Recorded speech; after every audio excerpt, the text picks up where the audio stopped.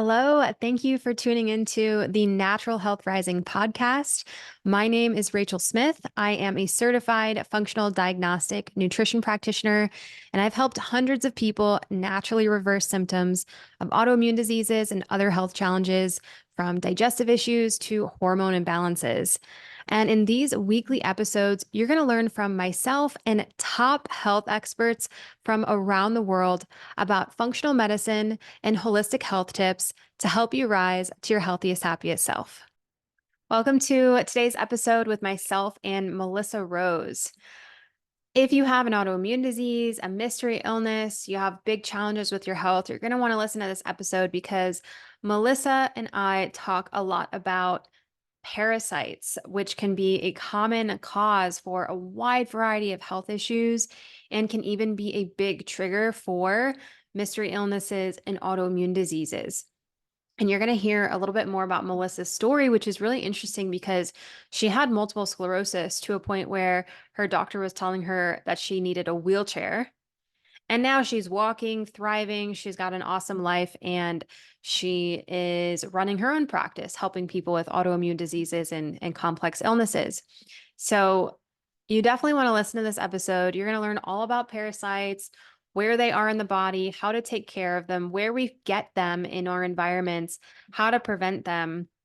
And then we'll also dive into nutrition a little bit, talking more about food sensitivities or food triggers that can cause a lot of health problems, how to avoid food sensitivities, and actually then how to reintroduce them as well. I know a lot of people think that once you have a food sensitivity, that's it. You can't eat that food ever again, but this is not true. You should be able to eat a lot of food sensitivities eventually. There's just a process to that. So we'll talk a little bit about that today, and even some lifestyle tips and supplement recommendations to optimize digestion. So I think you're going to love this episode because it's packed with really wonderful information. And a little bit about my guest today, Melissa Rose, AFMP, INHC, AADP, is an applied functional medicine practitioner specializing in autoimmune disease, complex illness, mystery illness, and rare autoimmune conditions. So, with over 1,000 clients served, Melissa has established herself as a high-level practitioner for advanced autoimmune clients at Sagebrush Wellness. She's the founder and CEO of Sagebrush Wellness and autoimmunerecovery.org. And Melissa is a sought-after speaker, educator, and practitioner mentor. She has made notable appearances at the annual Cellcore Conference, the Symptom Free MS Summit, and the MS Fitness Challenge. She is the host of the Reimagine Autoimmune Recovery Summit and conducts weekly roundtable discussions and monthly educational webinars.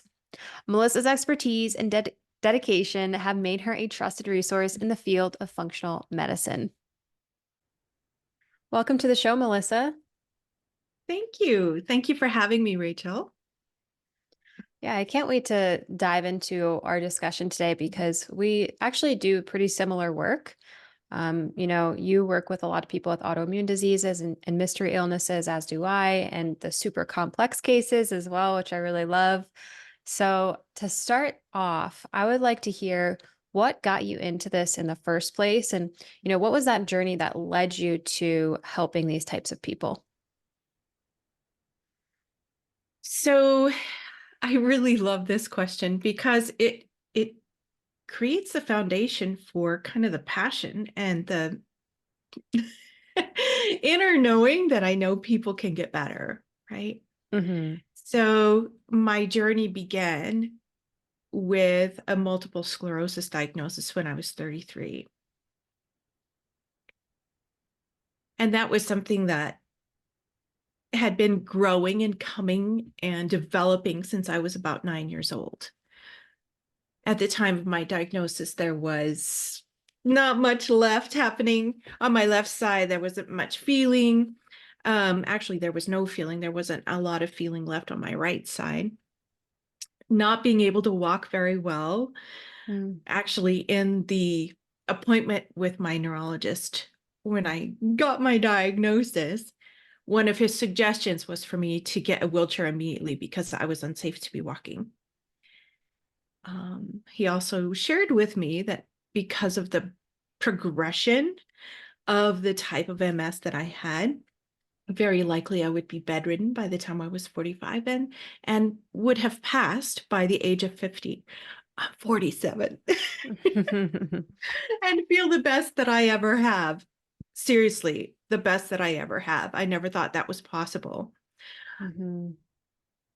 Knowing that and having walked through that path of both illness for all those years, but also recovery, instilled this really deep, deep knowing inside that we can be well, even from like these big, hairy, scary diagnoses that, when you look on Google and you do all your research, there's no cure, there's no recovery, there's no coming back from them. Mhm. And just settle in, hope to manage the symptoms. So that's why I started into this work, is because I thought, I'm no special person. I'm just me. I'm a normal, regular gal. If Mhm. I can get better, other people can get better. And quickly followed on the heels of that was, how can I learn to help others be well? And that's what's fueled my work and my hunger of learning and Mhm. love for what I do. Mhm. Wow, Yeah. that's incredible. I'm sure it's a very long story, but can you give us some tidbits of what was it? What were the key ingredients that got you from pretty much almost having to be in a wheelchair to being vibrant, healthy, uh, moving just fine, and now operating this successful practice? So, what were those some of those steps that you took? I think one of the most important ones, to be honest, was the decision to try working with a practitioner who wasn't a specialist, a medical doctor. I mean, he was a doctor, but a doctor of chiropractic and Hmm. natural medicine, which for me was so outside of my purview. I'm like, what? Hmm. But the part of that was the most pivotal, I think, was choosing to invest in me, choosing to try, choosing Hmm. to say, okay, what if this does work? And then leaning in and doing the work. So choosing to say, I need, I want. And then, like, there were a whole host of things that layers that we peeled away. The very first step was food sensitivities, finding those, taking those out of my diet, just that, and optimizing my digestion, really bringing some balance, a little bit of balance to my immune system. Hmm. Really started the ball rolling for me. I had such a heavy, heavy candida overgrowth going on. I had toxicities, you name it. But the first layer that did the most for me in the moment was the food sensitivities and really working on the gut. Hmm. I Yeah. had I had a really similar experience too with my autoimmune disease. Was the first thing that the first practitioner I ever worked with made me change my diet. And then yes, Yep. we started taking supplements and working on gut Mm-hmm. health. And it took me years of working with different practitioners and doing different things and Mm-hmm. heavy metals and candida, et cetera. All the But fun things. yeah, but I noticed that same, like sometimes, I really don't think for most people with that serious of an illness, nutrition is like the end all be all, but it can make a massive difference. Like 50% Yeah. better, 60% better. Like it can really, really change things Mm-hmm. for people. So I think that's such a good starting place for so many people because you can control it every day, right? Like we control We get to do this. what we put on our fork three times a day, sometimes more. So Yeah. such a good starting place. Yeah. And what are some what are some common things you see with your clients as being the root causes of triggering their autoimmune diseases outside of nutrition?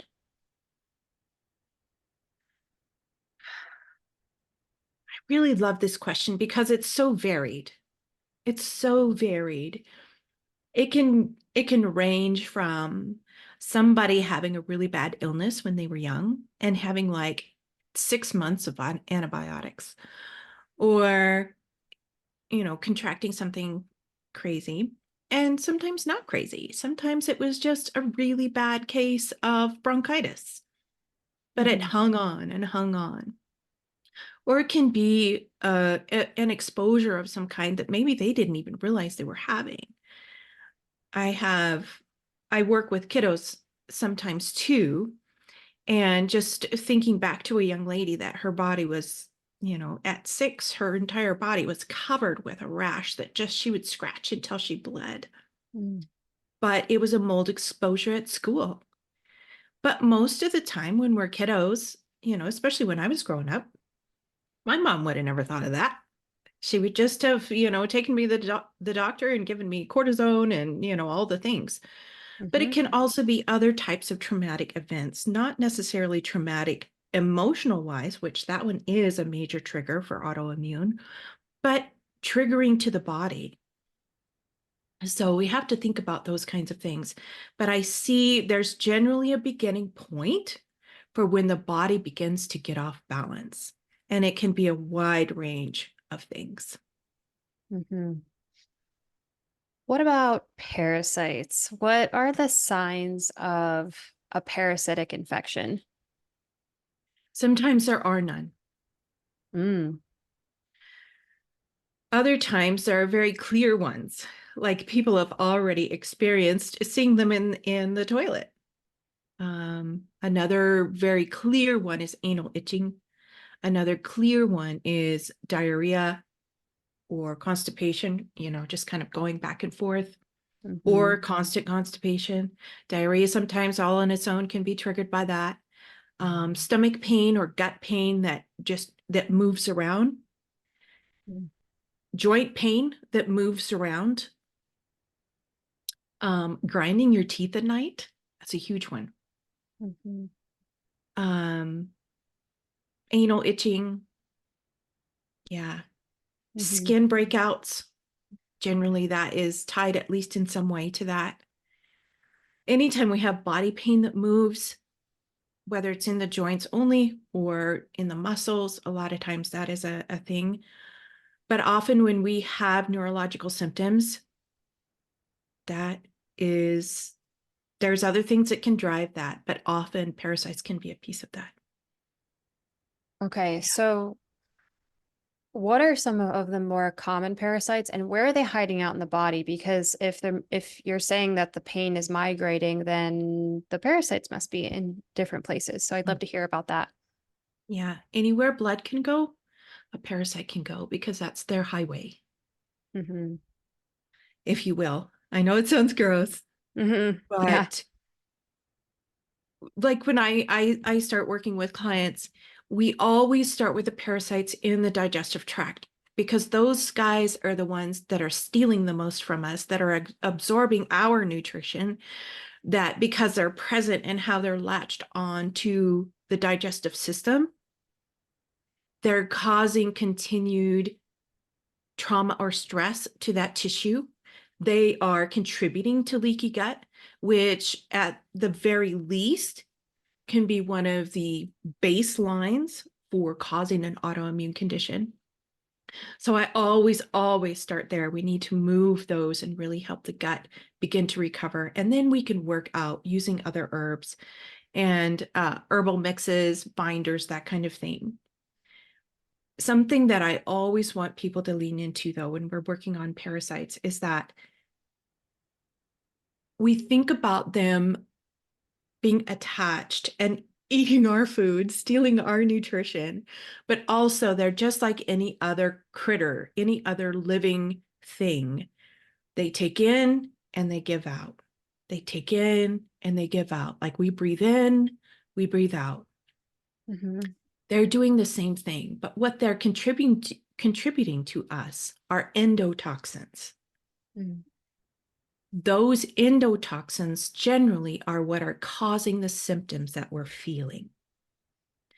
So whenever we start doing parasite work, and I see this so much, like somebody's like, oh, I'm going to do this really great 2-week parasite cleanse. I'm like, good luck. It's not going to do anything for you, but have fun.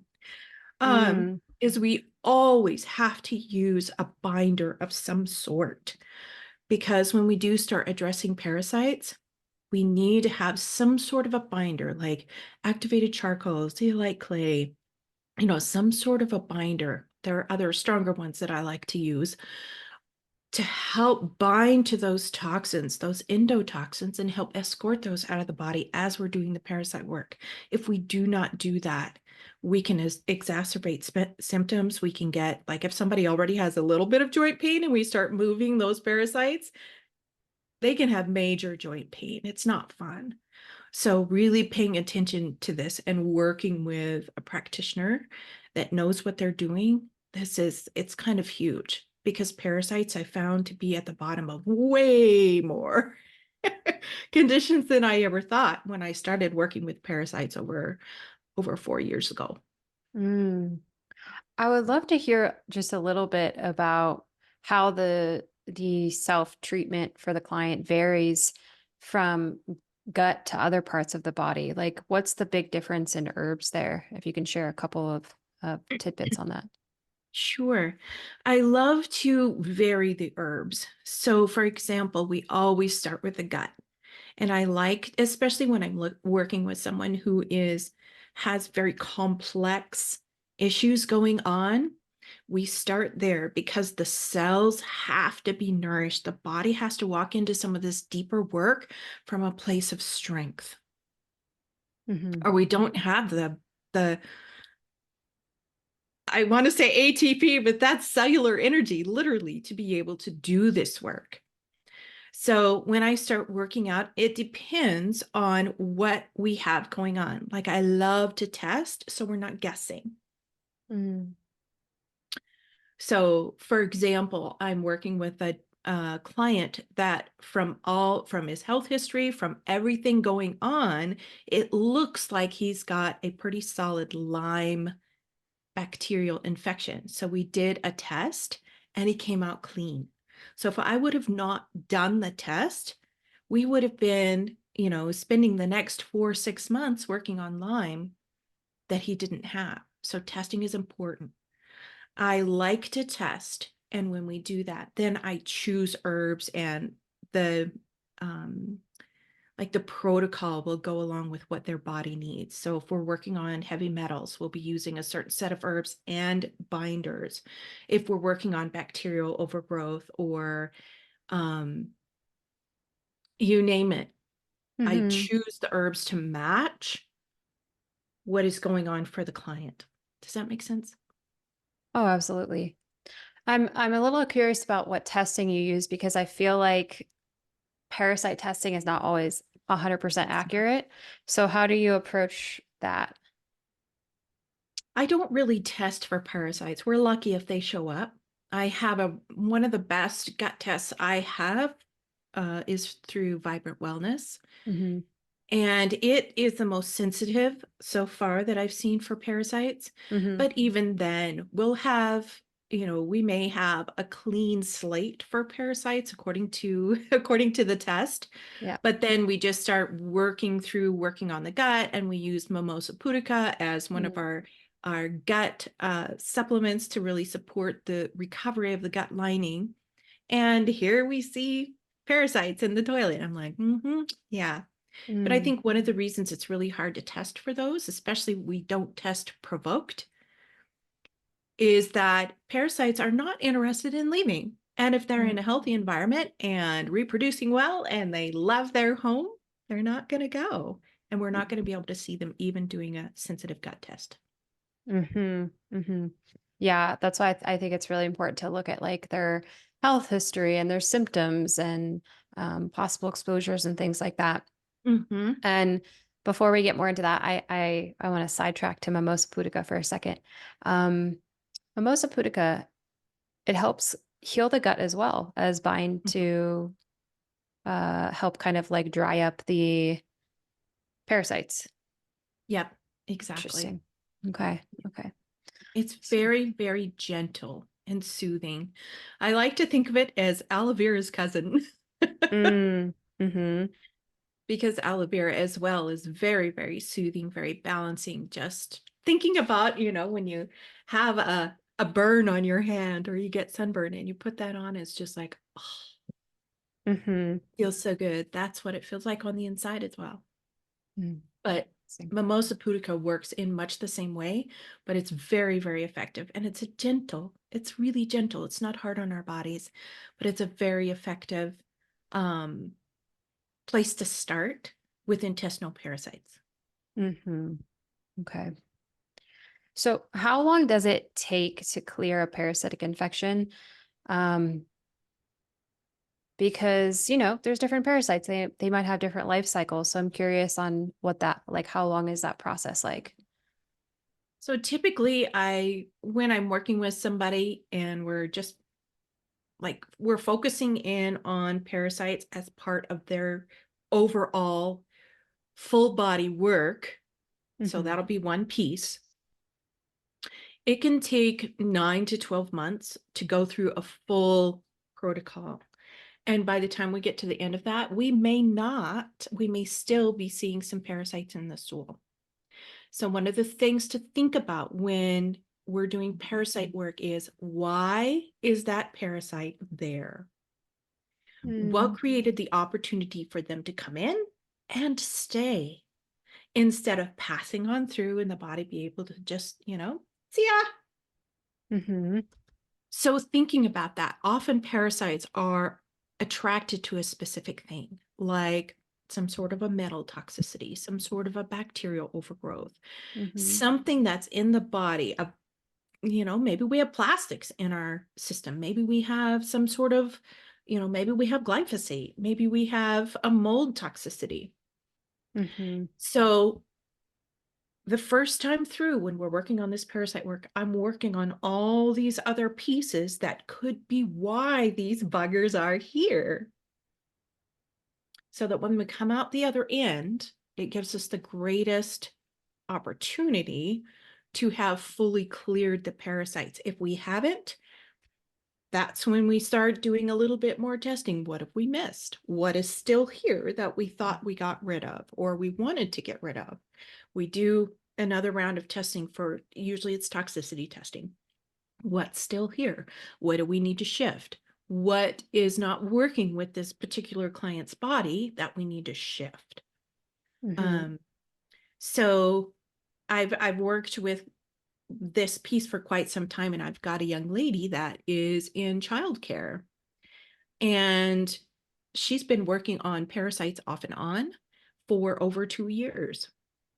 And one of the reasons that she'll continue to just need to do like a month on, 2 months off, month on, 2 months off, is she is in childcare. Kiddos are one of the most, how do I say, when we're working with kiddos, they have parasites, and every time they sneeze on us or we're changing their diaper or whatever, and we get it on our hands, and if we have a cut in our hands or you name it, we can contract those little buggers. So Mm-hmm. she literally is just doing a maintenance for herself because she's constantly being reintroduced. Mm-hmm. What are, oh, go ahead. I was just going to say, especially if I have people that have come through and we've really cleared a lot of parasites and they're doing great, I still recommend that they either choose to do like a full moon cleanse, like 3 to 5 days around the full moon, very specific for parasites, or they choose to do like one full month of parasite work 3 times a year, 4 times a year, depending on how, they ended up, like a Mm-hmm. maintenance. It's not something that you can just one and done. Mm-hmm. Okay. So once people have gotten through the main um debugging, they should Yup. they should do like either once every full moon because parasites are seem to be more active during full moons, and Yep. that you said that's 3 to 5 days, or a full month 3 to 4 times per year. So like quarterly Yeah. cleansing. Okay. Yeah. Yeah. And it depends on what they have, like what they experienced in our initial work with parasites as to what we choose as, kind of their maintenance. Mm-hmm. Okay. What are some other ways that people get parasites? Because you mentioned the kids. So obviously, changing diapers or we get stool on our hands and things like that. What are Yep. some other common ways? And then how can we avoid getting parasites the best we can? So another place is dogs and cats, like pets. So many people have pets, and I know most people worm their pets very well. Mm-hmm. However, there can be, reintroductions from that.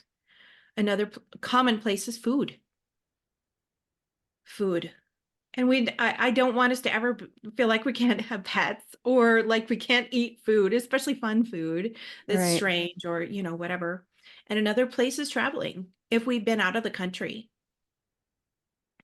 um, and a common misconception is that we don't have parasites here. We're not a third world country. Nah, no, nearly 100% of the people I work with have parasites. Um, so how to avoid that? The best way is basic hygiene, paying attention to washing your hands. But the other thing is our bodies. I mean, parasites are not new. They've been around for as long as we have. Mm-hmm. So the best way, the best protection against parasites is to have a healthy body. So if something comes in on a lovely, lovely sushi meal, your body's like, oh, got it. You got stomach acid that's strong enough to kill all the bugs. It just goes on through. It was an amazing meal. Your body feels great. No residue. Mm-hmm. But if your body is not able to perform its normal, natural food breakdown and protective, like your protective barriers are not there and just strong, that's when we're a little bit susceptible. So, basic hygiene and just good wellness, having your body be in an excellent space of health. Mm-hmm. Yeah, those are such good tips. I think there's a lot that can go into that too, like stomach acid alone. It's like stress can affect that, or H. Oh, pylori huge. infections, or your Mhm. diet, eating habits. There's so many different Mhm. things that people can work on in order to prevent things like that from happening. And Exactly. another thing I'm really big on is no shoes in the house because we're walking outside, we're picking up all these things. All the things. And then you walk around your house and you get stool and all sorts of bugs and things all through the house. Even heavy metals can be tracked into the home. Yep. So I'm really big on that one too. Yeah. Yeah. Hmm. So thinking about that, like a lot of us grew up barefoot, and I still love to go barefoot outside. Hmm. But thinking about that, wash your feet. Yeah. Yeah. What about I want to talk a little bit more about food. So, I Mhm. mean, well, if somebody doesn't know this, it's very easy to get parasites in raw fish. So as you mentioned, like sushi is a really, really big place. But what if we're going to the grocery store or buying some fresh produce, we bring it home. Is there an effective way to clean our produce to avoid parasites? Or is it, even if we use certain products, is it kind of inevitable that we're still going to consume those? I wish I could say I knew a product that completely cleaned everything 100% and we didn't have to worry about it, but I don't. There are some really, really great ones out there, but at the end of the day, do your best and let your body be your protection. Hmm.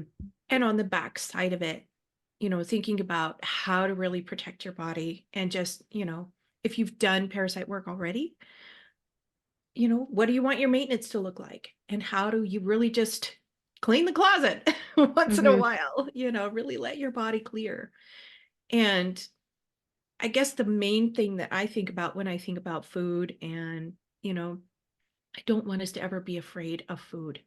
Hmm. Food is our gift. Food is our lifeblood. Food is what fuels our body.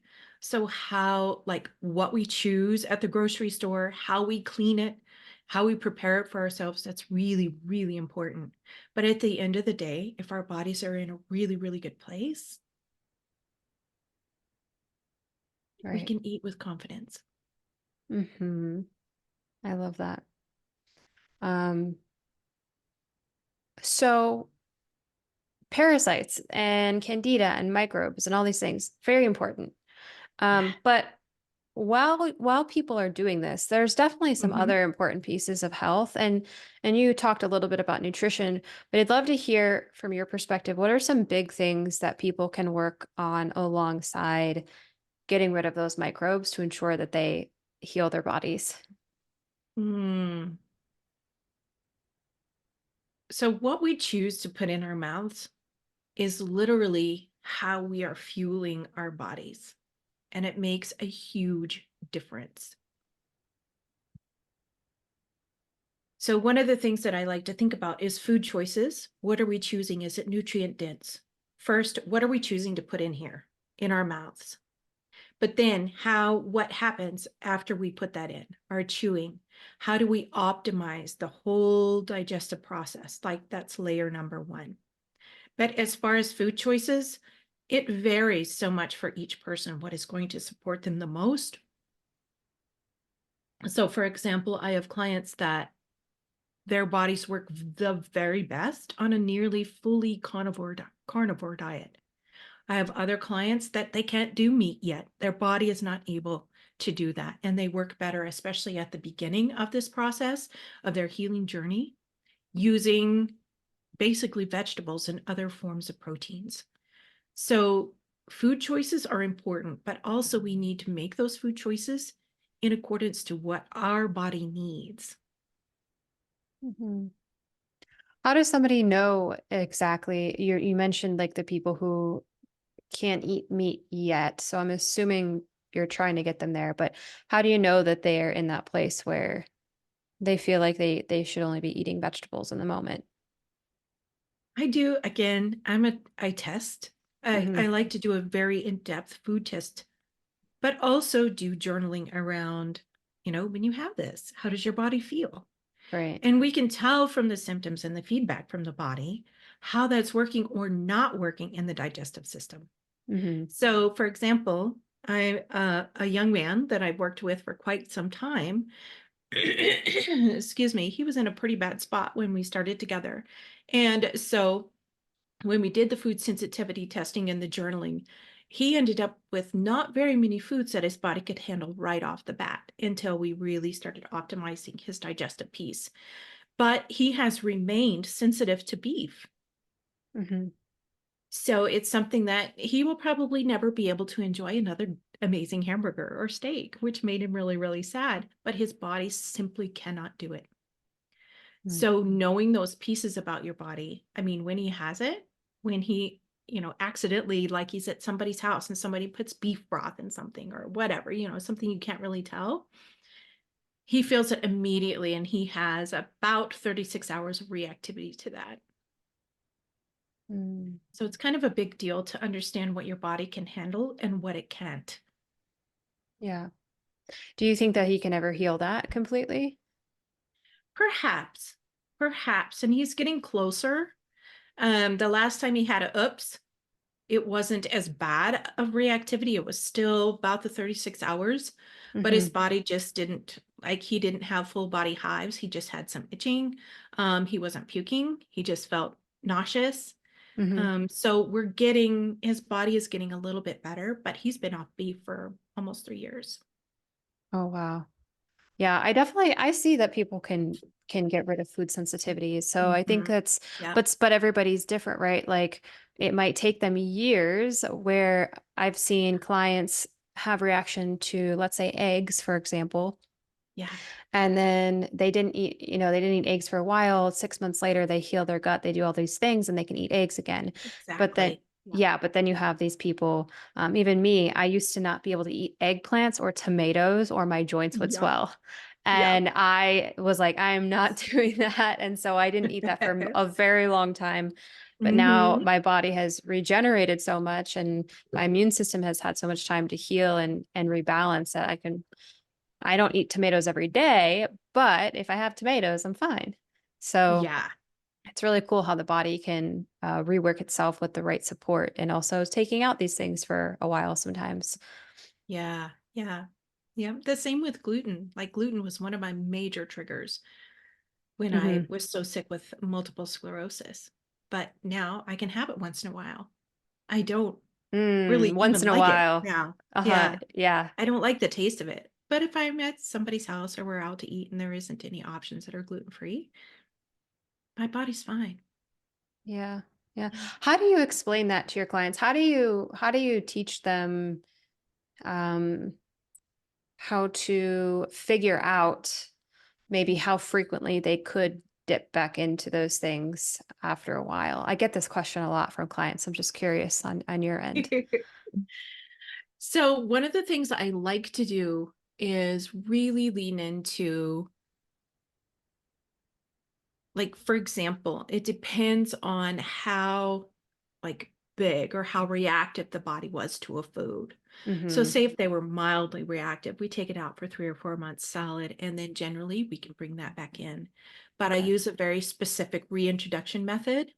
So, for example, if I'm going to use something silly, say somebody can't have, asparagus, their body was mildly reactive to that. And so they've taken it out hardcore for 3 to 4 months. It's one of their favorite foods ever. So on the reintroduction, we have 3 days of asparagus hard, like every meal, Mm. as much as they can bring in. Because if there's reactivity, we won't miss it. Yep. The same thing if somebody is doing dairy or whatever. When we do an intentional reintroduction, it is hard for 3 days. Everything they can think of. And it's kind of hard when you've been avoiding that. You have to have, I'm using dairy now as the example. You have to have milk in the house. You have to have cheese. You have to have, yogurt, all the things that you used to eat. Bring them Hmm. back in and just really hardcore 3 days will know. The other thing that I like to lean into is the client's intuition, literally. If they're like, yeah, I don't think I'm ready yet, then they're not ready. Hmm. And just let that go as long as they need to. Because there's always going to be an oops. There's always going to be, oh my gosh, I didn't know there was X in the meal.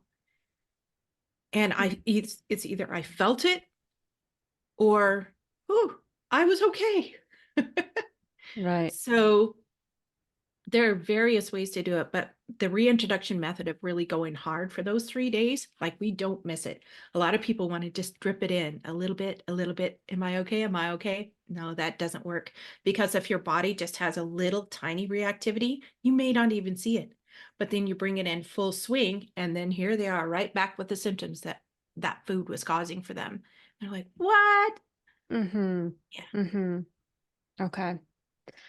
Um, One more quick question about optimizing digestion. So I'm sure you have a process with testing for this, but what about people, just generalized lifestyle tips or supplements? How could people optimize their digestion better? Ooh. So the very, very first thing is not drinking a lot of liquid with your meal and chewing well. Mm-hmm. Chewing well and giving your body a space to be at rest when you have the meal. So for moms, that's hard because we're walking and feeding kids and we never have any warm food. It's always, 2 bites here and 1 bite there.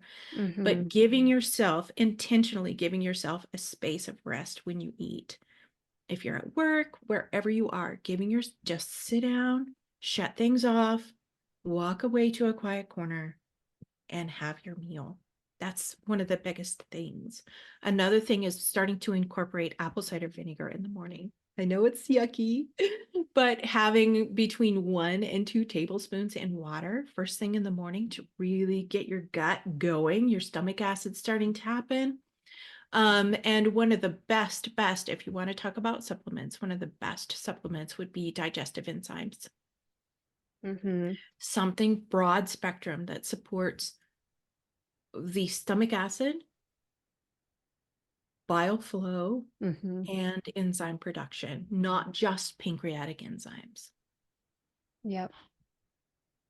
That would Do, be a beginning layer, but I mhm. think if anything that we can do would be just the simple lifestyle change of choosing what you eat, not drinking a lot, and with your meal, and eating in a space of rest and remembering to chew. The chewing. I think the chewing is so hard for people. We all eat Right? way too fast, way too fast. Yeah. Yeah. Okay. And I we're love, taught like in school, we have this much time to eat, right. Mm-hmm. so you're gulping down what you can so you have time to go to the playground before you have to go back to class. Mm-hmm. I mean, it starts even there. Mm-hmm. Or at home when everybody else is done and you're the last kid at the table and you're eating, and your mom's like, okay, we got to go. And there goes your plate. And you weren't done yet and you're still hungry. So, it starts early on. And people that are, in the service, what, seven Oh, minutes to eat a full meal? Like, what? were you in the service industry too? Or- No, I'm talking about service like the army or something like that. Okay. Like they Okay. they get this much time to eat. I've Well, worked with quite a few servicemen and uh-huh. women, and it's just like to retrain that to slow down to Wow. eat is like Wow. Yeah, it's a challenge. I was a server and a bartender for a long time when I was younger, as I was Yeah. going through school as my job. And Yeah. you don't get breaks actually No, at you all. don't. You just have to run to the kitchen, shove few spoonfuls in your mouth, run back Away to you the go. bar, and then do it Hmm. again. Um, Yeah. yeah, and I've learned a lot. I've been traveling full time for the past like 7 or 8 months Uh-huh. and spent a lot of time in Europe. And, they take a few hours sometimes to eat their meals. And they're Yeah. always eating with other people and having a nice conversation and eating very Hmm. slow. And I think we can take some tips from them with some of these Yeah. things. Yeah. Exactly. Yeah. Or having an hour after we eat to rest. Hmm. Yeah. They Yeah. take the siestas. Yeah, I like those. Yeah, me too. Uh, Yeah. Well, this has been such a good conversation. I'd love to wrap up with a speed round. So this is just a few questions. Answer first thing that comes to your mind. Okay. Awesome. What is one supplement you can't live without? Digestive enzymes, Mhm. What's your favorite thing to do for stress reduction? meditation. Any specific type of meditation? I like to use guided simply Mhm. because I have a terrible squirrel brain. Okay. Yeah, I like those as well. If you could have any superpower, what would it be? Oh my.